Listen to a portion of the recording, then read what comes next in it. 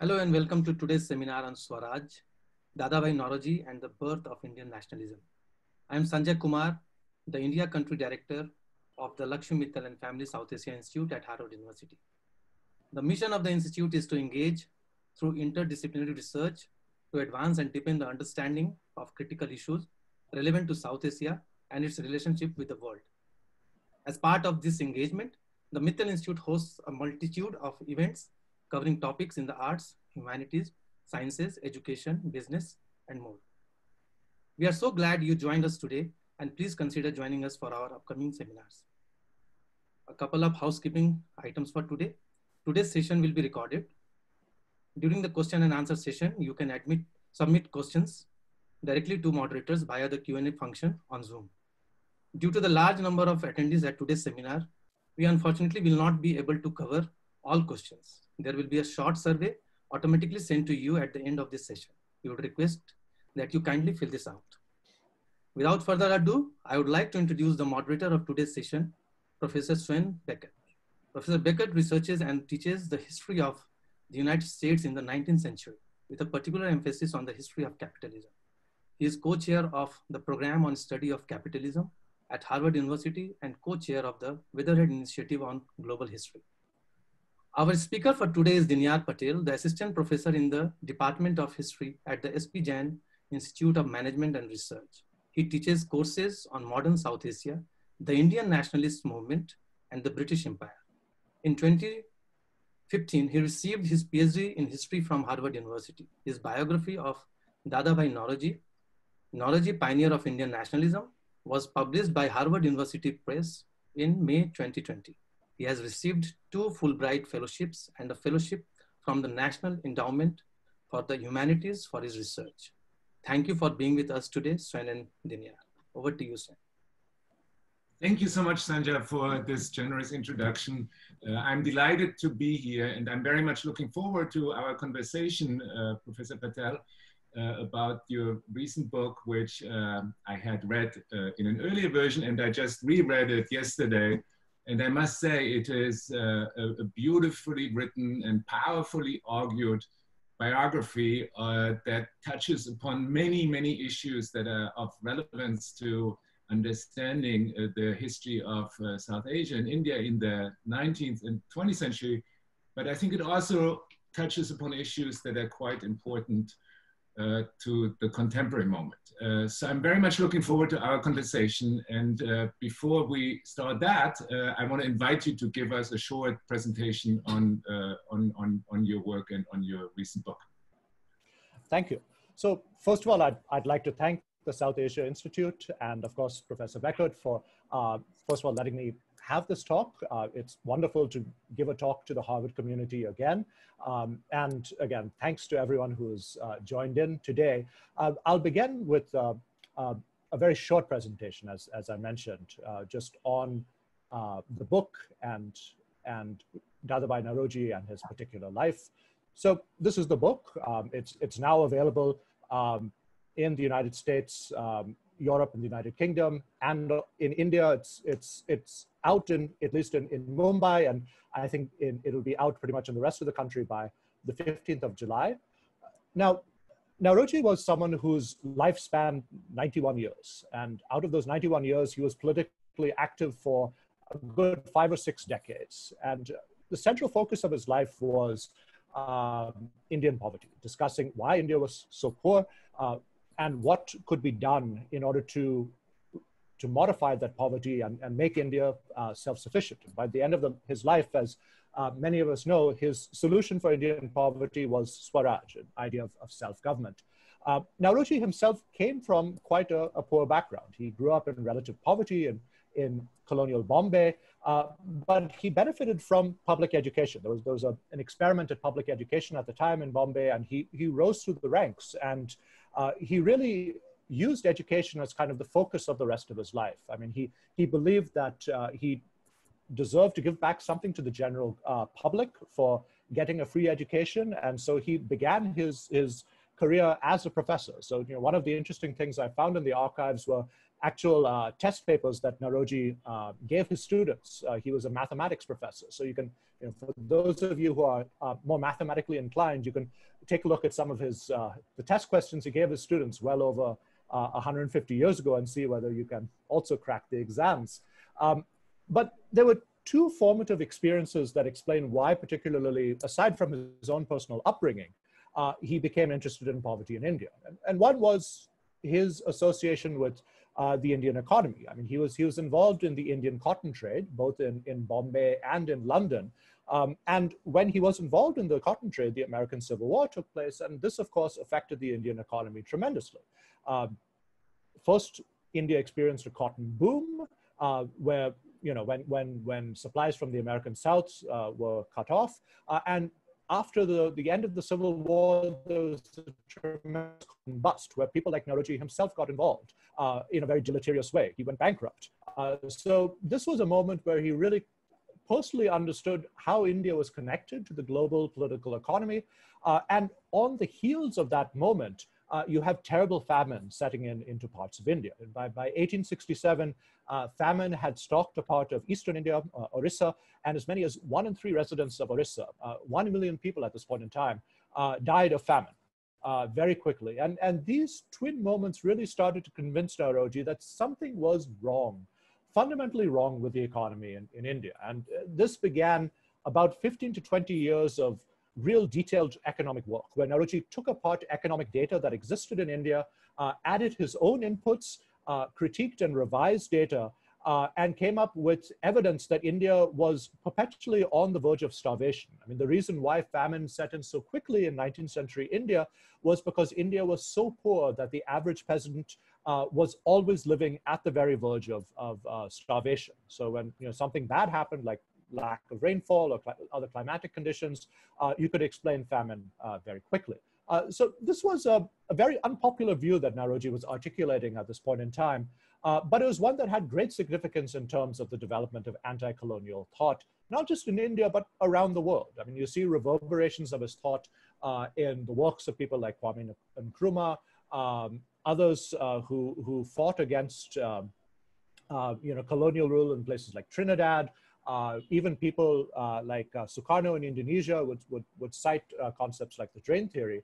And this also provided an important bridge for Naoroji's political work.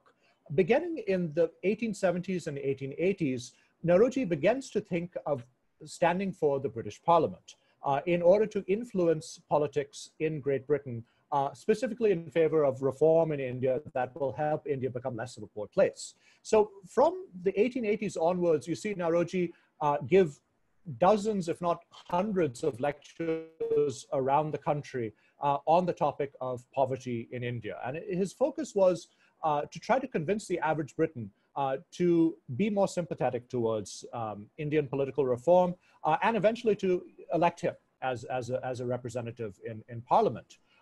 As you can imagine, he faced a great degree of opposition. I mean, there was a great degree of racist opposition towards an Indian standing for Parliament, so much so that the Prime Minister of the time, Lord Salisbury, actually called him a black man, undeserving of election to the British Parliament. And this in turn made Naoroji kind of a cultural product of his time. I mean, you see on the slide a cartoon from the magazine Punch, where Naoroji is parodied as Othello, and Lord Salisbury is the Doge of Westminster. So he really becomes kind of a cultural figure in many ways because of the identity of his race, and nevertheless wins. This so-called black man incident, where he is called out by the Prime Minister, actually stirs a lot of public sympathy towards him. And Naoroji is elected to the House of Commons in 1892 as the first real Indian to be a member of Parliament. And here you have a cartoon done where Naoroji is standing as a colossus with 1 foot in India and 1 foot in England. He was only in Parliament for about 3 years, and these were not very fruitful years in Parliament. I mean, he spoke out quite forcefully at times against British rule, but not everyone was listening. Ultimately, he lost election in 1895, and he became terribly disillusioned at the prospects of gaining political reform in England through constitutional methods, and particularly through lobbying the British public. But instead of kind of shrink or adopt more revolutionary politics and, forsake constitutional methods, he kind of accelerated them. And he reached out beyond the British public to many other components of society that were interested in Indian affairs and anti-colonialism in general. He reached out to socialists, and here's an image of Naoroji attending a socialist congress, along with figures such as Henry Hinman, Rosa Luxemburg, who's the only woman in that audience, Karl Kautsky, Jean Joise from France. And he reached out as well to anti-colonialists in the United States. Through intermediaries, his ideas were transmitted to people like William Jennings Bryan, other anti-colonial figures. And at the very end of his life, he came up with this idea that only Swaraj, or Indian self-government, would be the way to alleviate Indian poverty. It would be the only way to get rid of the drain of wealth. And so you see, this is a cartoon that was published in 1906 of Naoroji dressed as a Hindu sadhu under the flag of self-government. So Naoroji was really identified with the idea of Swaraj at this time. Nowadays we think of figures such as Bal Gangadhar Tilak, or of course people like Gandhi, when we think of the idea of Swaraj. But the first person really popularly associated with this idea and the goal of Swaraj as being associated with the Indian National Congress was in fact Naoroji. So with that, I'll end my presentation, and we can move on to questions and answers. Thank you so much, Professor Patel. The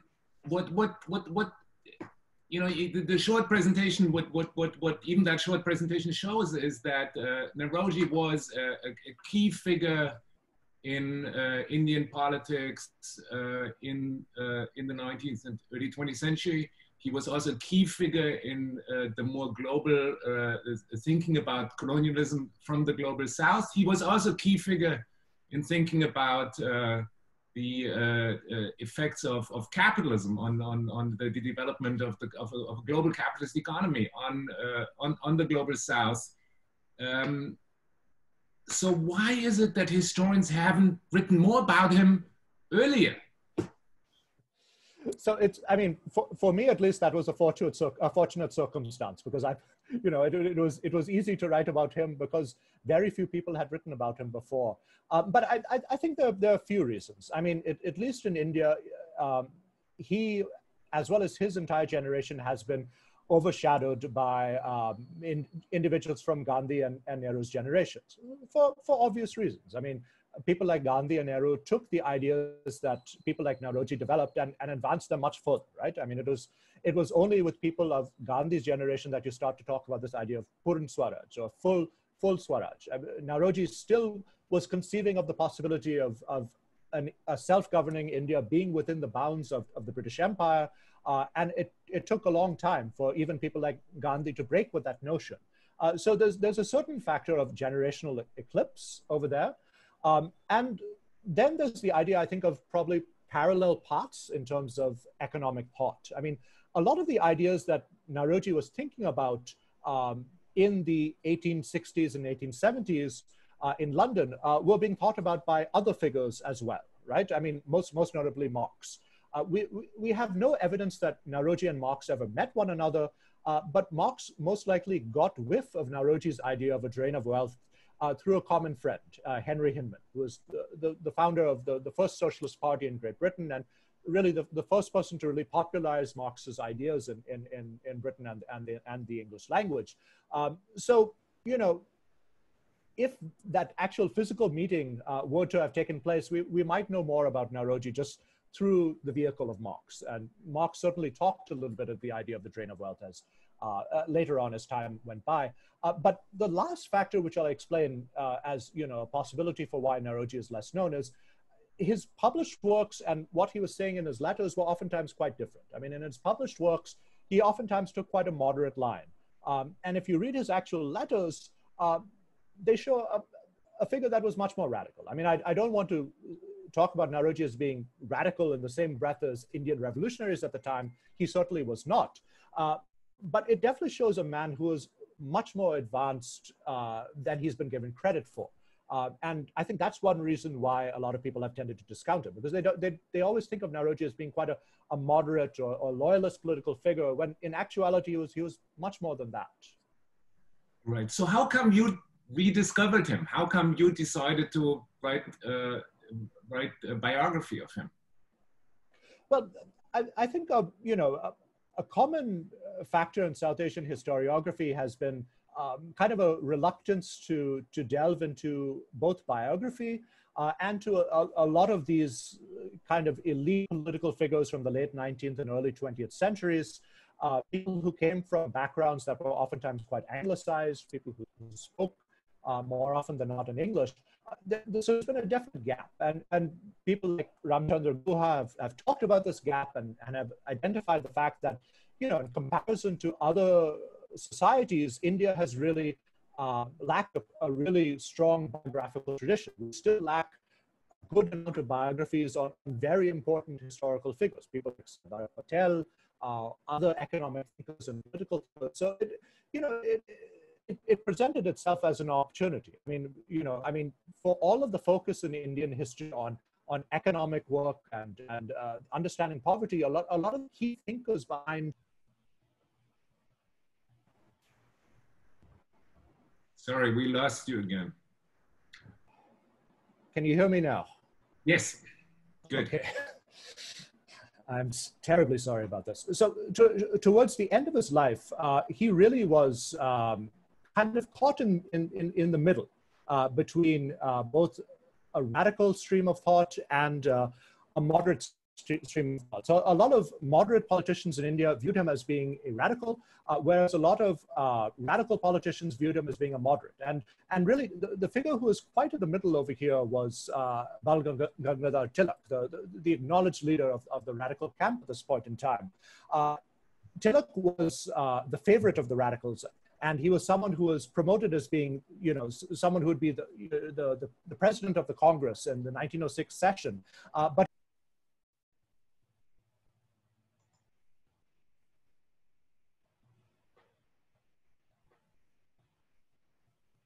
okay, I really apologize for this.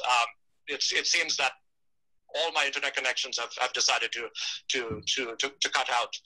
So anyway, as I was saying over here. In 1906, after Dadabhai Naoroji gives the speech where he declares that Swaraj was the goal of the Congress, Tilak actually takes this as quite an inspirational message that he can give to the radical camp. And eventually, even people like Bipin Chandra Pal, who was a critic of Naoroji and someone who very forcefully spoke on behalf of the radical cause, is won over by Naoroji's call for Swaraj and says, this is what we need to actually work towards. Right.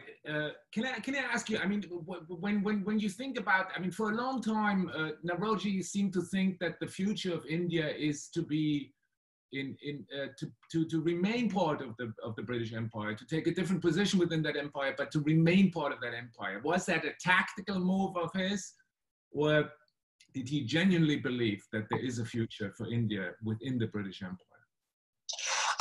I think it was a little of both. I mean, for the vast majority of his life, Naoroji maintained his faith in something that he called British justice. He thought that there was this sense of justice that the British people had, and eventually they would come to the conclusion that providing India with political rights was the sensible and right thing to do. Towards the end of his life, he starts to lose some of this sentiment.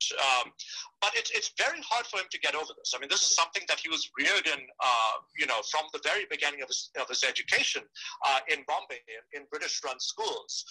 But the significant thing of his last speech that he gives at the Calcutta Congress is that he says India should achieve something like Swaraj as exists either in British colonies like Canada or Australia, where there was self-government within the British Empire, or Swaraj as the form of self-government as exists in Great Britain. So in that case, you're talking about India as being an autonomous nation, potentially outside of the British, outside of any sort of imperial framework. So I think at the very end of his political career, he was starting to think outside of the boundaries of the empire itself. Right, right. And his critique of British colonialism is obviously to a large extent political, but it's also, as you pointed out in your introduction, it's also very much economic, right? He develops this idea that Britain is draining resources from the Indian subcontinent, And I just wonder if you can say a few words.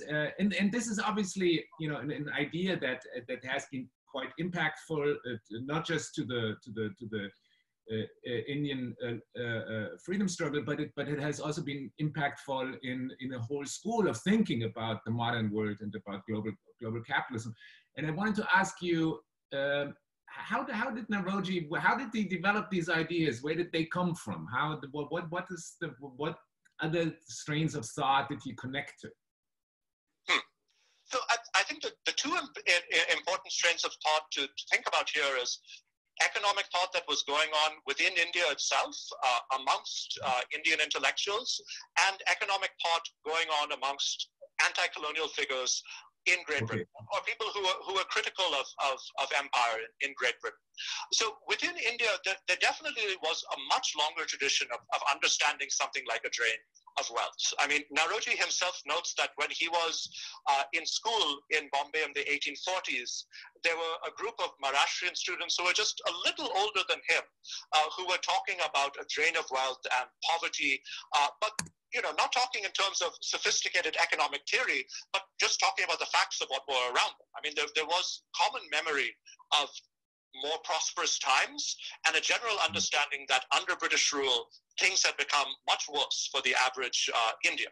So there was that indigenous tradition in India of understanding that poverty had set in, specifically with the collapse of the cotton textile industry.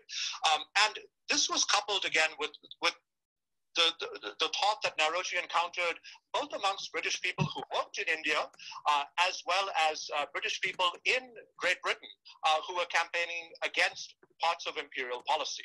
So when Naoroji goes to Great Britain and moves there in the 1850s and 1860s, he meets a lot of people who are very critical of imperial policies, and he works with them. There are a lot of people who are involved in British movements like abolition or the anti-corn law leagues, and these people were also dealing with ideas of what British rule should be like in India, specifically what was the relationship of British rulers vis-a-vis Indian rulers, such as the princes.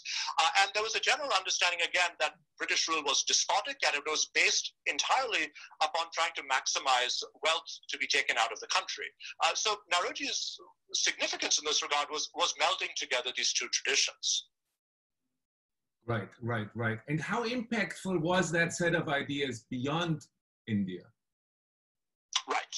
So it was first and foremost very significant in the dissemination of anti-colonial thought in Great Britain. You know, really, you know, within the sphere of Naoroji's orbit in London, where he spent a good chunk of 5 decades of his life, he was talking with people in later generations of Indian nationalism, like people like Ramesh Chandra Dutt, who wrote a multi-volume history of economic history of India. He was familiar with socialist figures who were very critical of empire, people like Henry Hinman. And through people like Hinman, he branched out to other socialist figures in Europe and America. So, you know, one of the most interesting figures that I encountered in this paper, about whom we know very little, was a man called George Freeman. And George Freeman was an Irishman who left Ireland and Great Britain in the 1880s and 1890s and settled in North America. He eventually settled in New York. And he was very pro-Irish independence, but also at the same time interested in what the British Empire was doing to other parts of you know, the colonized world. And for that reason, he facets upon India. And Naoroji and him engaged in about 5 or 6 years of correspondence. They never met one another in person, but they corresponded for a good long period of time, where they exchanged ideas about what colonialism meant in India and Canada, or other parts of the world that were going under colonial rule, such as the Philippines or Puerto Rico or Cuba in the American imperial sphere. And they came up with a lot of ideas that were very similar to kind of Marxist, proto-Marxist thought, the idea of capitalism being built upon racial and colonial differences. So they anticipated a lot of these ideas that Marx had already come up with, but you know, which they weren't, you know, familiar with chapter and verse in terms of Marx's political writings. Right. So you would say that Naoroji becomes part of a much larger conversation that comes out of the colonial world about the distributional effects of colonialism, but also of the development of capitalism and the importance of this kind of connected diversity that increasingly made up global capitalism. Correct. Yeah, and in the Indian context, it's especially significant because as you know, there's been a long kind of wariness of capitalism in India, right? I mean, leading up all the way through liberalization in 1991, 1992. And a lot of that wariness of capitalism is rooted in this economic work from Naoroji's generation, which pointed out that, well, ultimately, capitalism was the operating principle upon which Indian impoverishment was based upon. Right. That is very interesting, and a lot more can be said about that. But I wanted to quickly move on to a related but different issue, and that is obviously there are increasingly economic inequalities, and there is, in Naoroji's thought, this idea of the drain of wealth from India into Europe. But this is also a moment in which Europeans increasingly develop ideas of scientific racism, in which they argue that they're not just richer, but that they are also in some fundamental way different from people in other parts of the world. So I wanted to ask you to tell us a little bit how Naoroji navigated this increasingly harsh and pseudoscientific racism that comes about at exactly the moment that he's most politically active. So that's a particularly relevant question because, as you may know, in India, there's been lots of debate after Black Lives Matter about Gandhi in particular. Was Gandhi a racist? And someone like Naoroji was similar to an early Gandhi in the sense that he had a general feeling of a certain brotherhood amongst humanity, a general feeling that color was not necessarily an important factor, but nevertheless there was some gradation. So I mean, unfortunately, he did at points in time subscribe to a common view amongst Indian nationalists of the time that Indians were more civilizationally developed than, say, Africans, and therefore they deserved more rights from the British than, say, Africans living in, say, the colonies of South Africa or East Africa. So that element of thought was there. But again, as time moves on, like Gandhi, he becomes much more progressive.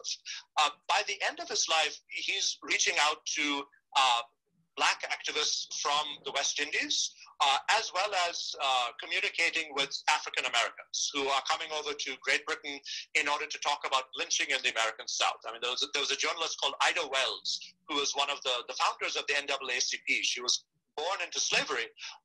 And when she came to Great Britain in 1894, 1895, Naoroji was one of the people who she met with and talked to, and Naoroji helped establish an anti-lynching organization in Great Britain to protest against lynching in the American South. So, I mean, he was moving along the spectrum where he was leaving behind his own possible moorings in scientific racism and embracing more of kind of an egalitarian humanitarianism. But even at the earlier stages of his political career, he hit out very, very strongly against racism towards India. I mean, he Can you say a few more words about his engaging British racism against Indians? Sorry, could you repeat that again? Can you say a few more words about Naoroji engaging British racism against Indians? Sure. So, perhaps the best example took place when the Prime Minister of Great Britain called him a black man undeserving of the vote. And what Naoroji tried to do was say, look, color is not the important bar over here. It's not the important factor upon which to work. And in fact, an Indian could be as qualified for holding a political office or subscribing to particular credentials as a Briton. And to their credit, a lot of British people denounced Salisbury. So kind of like now, where you have political leaders who go a step further than what is publicly acceptable. I won't mention those political leaders by name, but I think we all know who they are. and promote a backlash. In many ways, Salisbury did the same thing in the 1890s. He got enough British people ashamed about racism and got them to introspect. And that, I think, helped not just Indian nationalism, but in general, anti-colonialism. Right.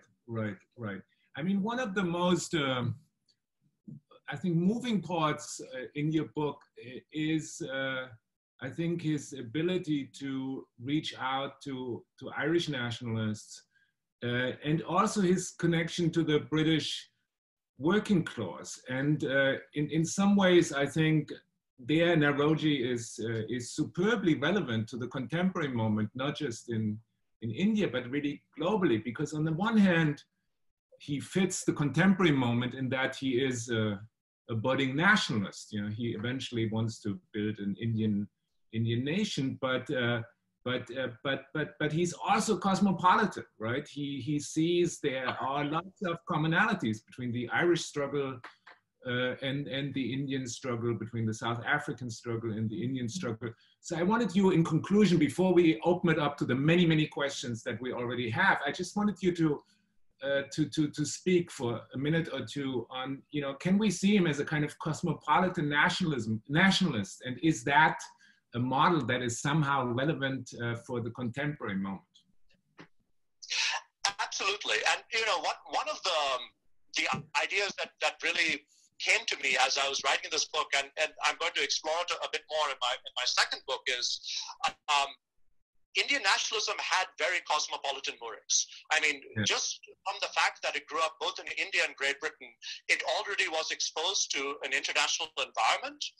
And through the British connection, India automatically grew very interested in what the experiences were like of other colonized people living under the British flag. So people like Naoroji very naturally gravitated towards the Irish, because they saw the Irish as being similarly ground down by poverty under British rule. They saw the Irish fighting for their political rights. Many Indians thought the Irish were too radical. People like Naoroji tended to disagree. But for this reason, there was kind of a feeling of brotherhood amongst other people who are fighting emancipatory political struggles. And this is really the reason why people like Naoroji, but also later figures, people like... that included the British working class, right? That included labor in Britain.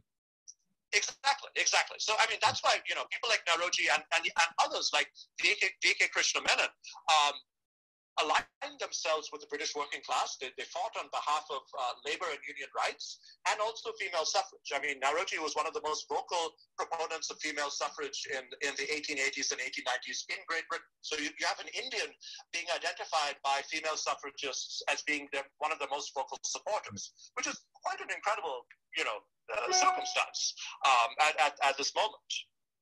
Can this cosmopolitan nationalism be a model for today? Is that relevant to today? Absolutely. And you know, I think it's particularly relevant in a place like India. I mean, there's a huge liberal political tradition here in India, which unfortunately has come under assault in the past few years.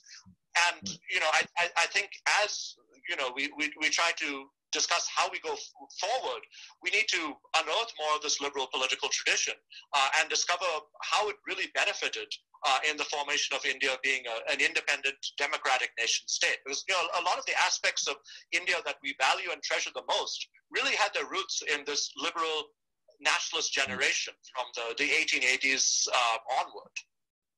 Right. So your book is not just an intervention in reinterpreting Indian history of the 19th century, reinterpreting the Indian freedom struggle, but it's also, in a way, an intervention into current debates. Right. To a degree. And you know, the next book that I'm going to be writing is much more on kind of this phase of liberal nationalism, and that will be a direct intervention, talking about how Indians came up with their own ideas of, say, freedom of the press, representative government, the ideas of, you know, judicial reform, police reform, and these are all really relevant questions in the modern day, as many of these freedoms and these ideas come under attack. Okay, that is wonderful. I think we need to now open it up to the audience, and we have received already a lot of interesting questions. And what we're going to do is I'm going to read each of the questions, and I give you a chance to respond And I think we might be able to get through 5 of these questions. Unfortunately, I don't have the names of the people who ask these questions, but let me just read the first one, okay? So the question is, how do we interpret terms like nationalism and Swaraj in today's India, where some of these terms are being misappropriated to imply a certain extremism? What did nationalism mean to Naoroji versus what it has come to imply now in popular culture? So this actually directly relates to the discussion we just had.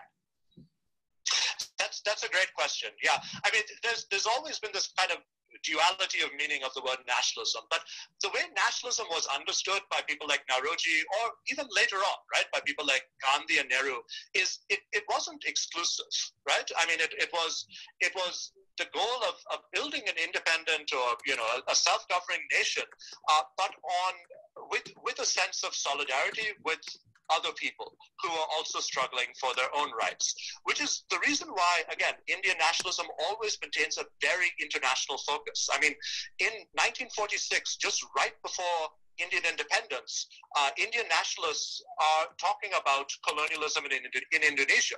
And one of the first things the Indian government does once independence takes place is protest against continuing colonialism in places like Indonesia or Vietnam.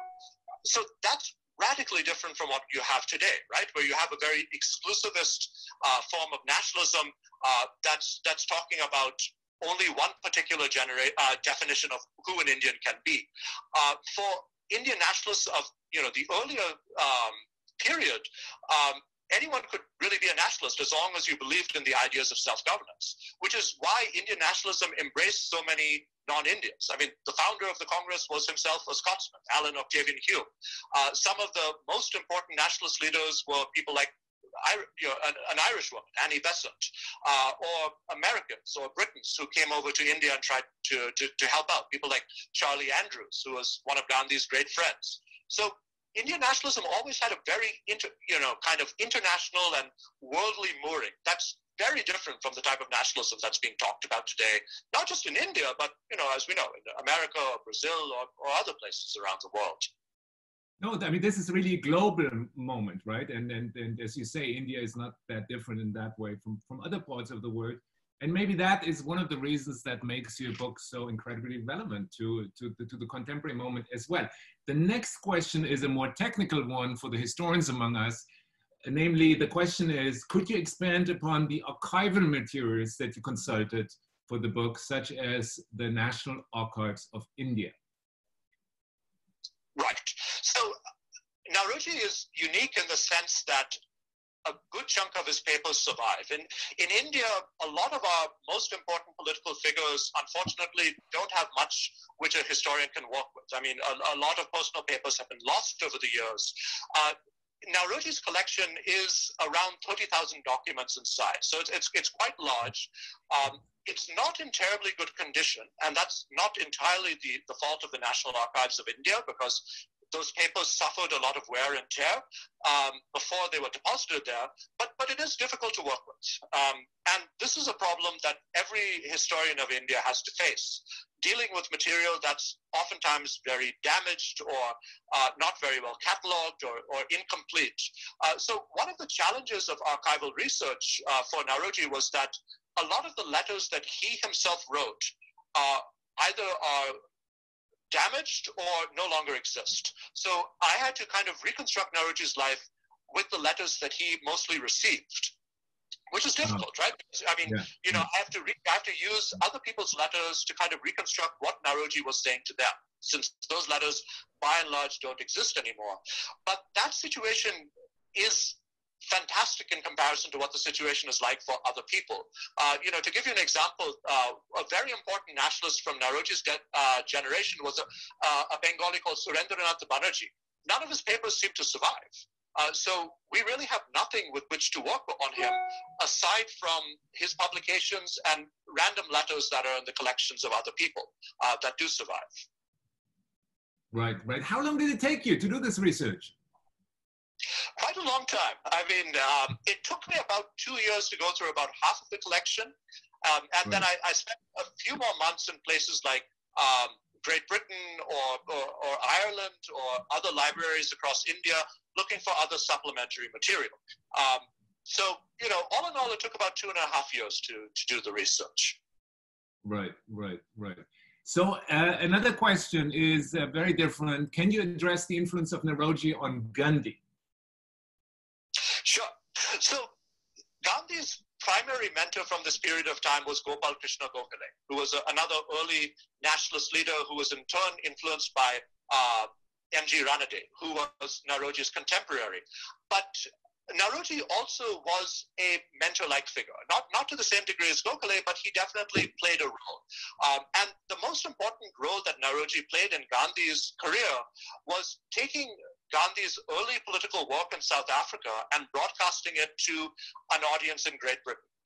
Because when Gandhi starts out his political work in South Africa around 1892, 1893, 1894, very few people are listening, right? I mean, he's a young, relatively inexperienced lawyer. So he reaches out to Naoroji, and there's a chance the two might have met one another when Gandhi was studying in Great Britain in the late 1880s and early 1890s. We don't know for sure. But Gandhi knew that Naoroji was identified as the leader of nationalist politics at this time. So he wrote to Naoroji and he said, "Can you give me advice on what to do?"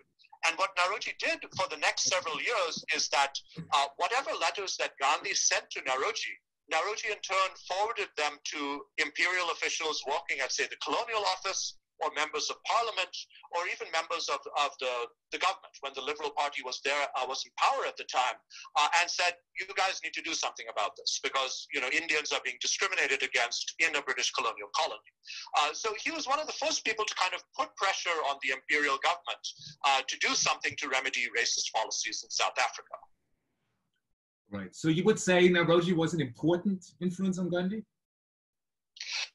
Yes, in terms of ideas also, for the first 2 decades of Gandhi's life, Gandhi embraces these similar ideas of kind of constitutional nationalism, gradual political development through specifically legal and constitutional means. He only starts breaking with these ideas around 1908, 1909, where he goes to prison.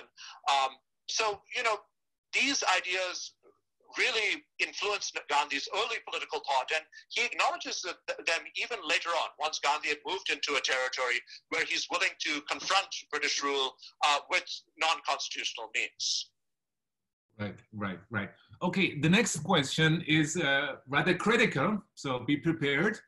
And the question is if you could explain your approach towards the writing of history or placing Naoroji within a broader historical context. Does this book signal a return to great men of history, narrative styles, and historical methods? Is that a step back to all what we have accomplished in writing history from the bottom up? Right.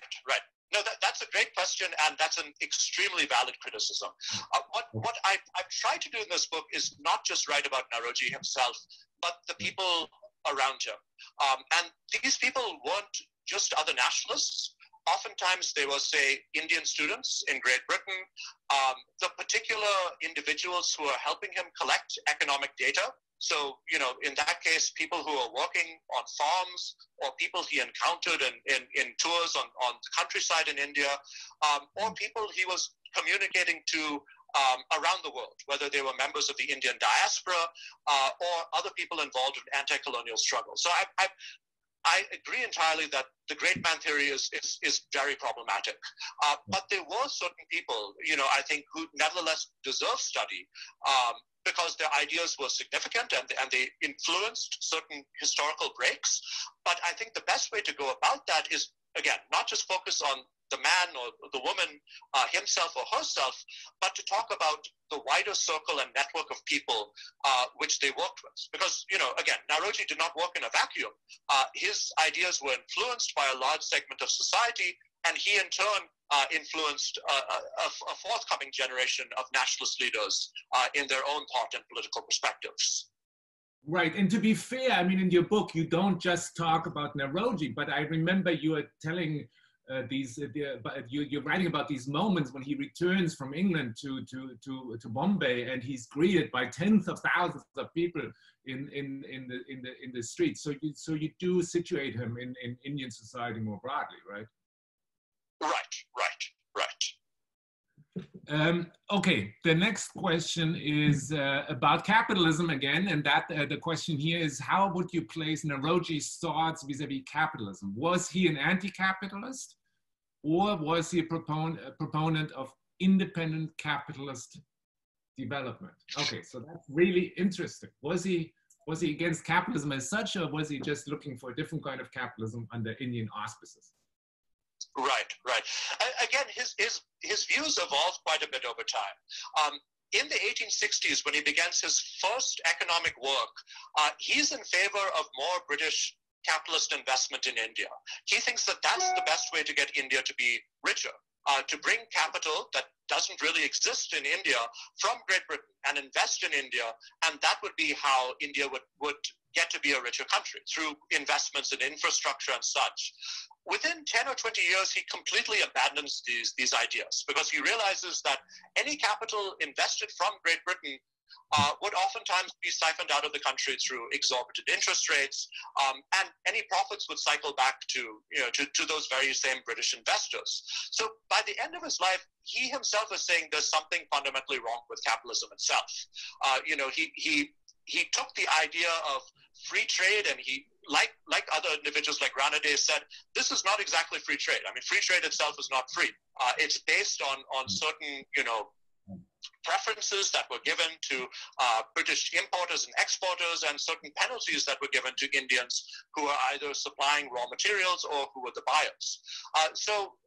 Again, by the end of his political career, he really is evolving as a socialist leader.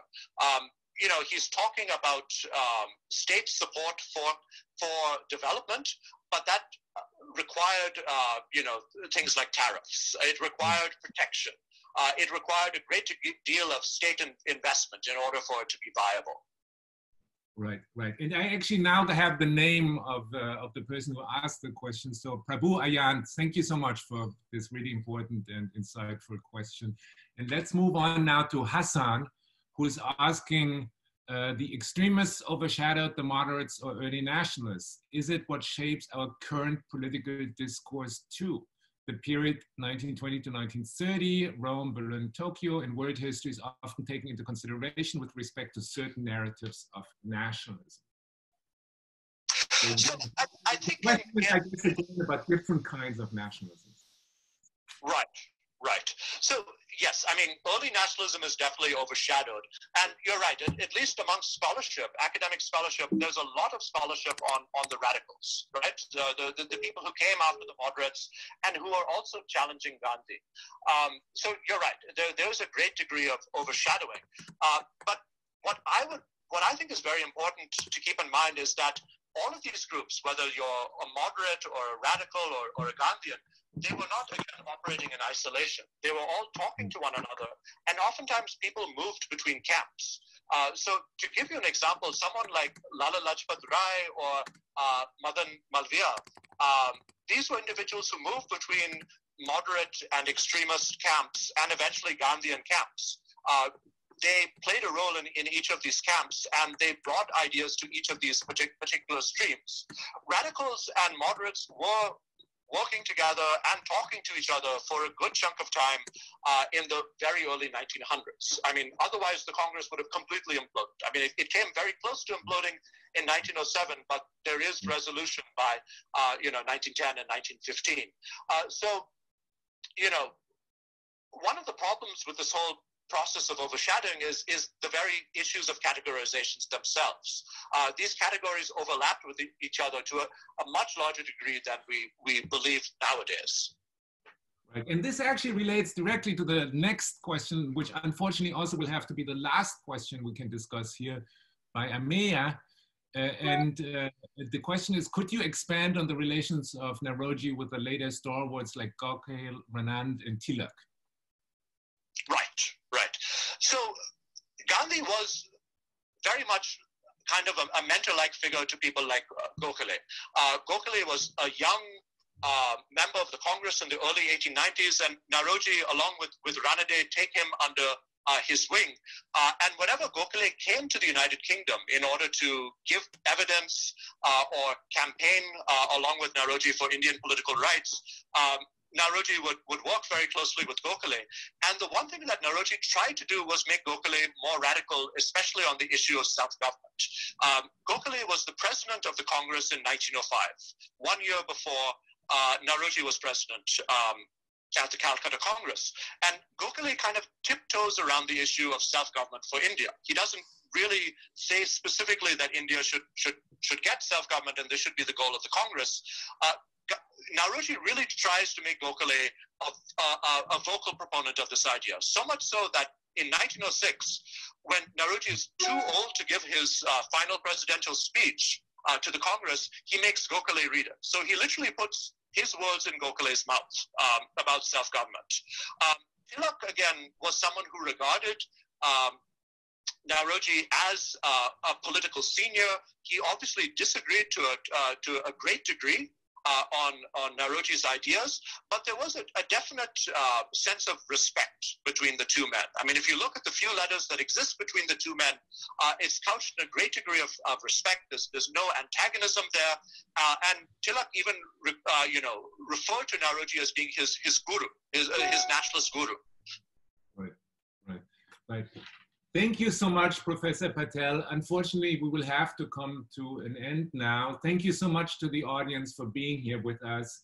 This was a terrific discussion, and obviously much more could be said about these topics. I think the book which I have here and which I very much recommend you all go out and purchase is important because it does throw a different light on the history of Indian nationalism. It does throw light into early debates on the global history of capitalism. But I think the book is also particularly relevant to the contemporary moment. And I think there are some lessons in that book about how to navigate the global economy and also global politics and the question of nationalism in today's word. So I very much recommend you read this book, but I also recommend you to read this book because it's just beautifully written and it's a joy to read. So thank you so much, Professor Patel. Thank you so much to all of you for being present. And I hope you're going to be able to join the next meeting of the Mittal Institute. Goodbye.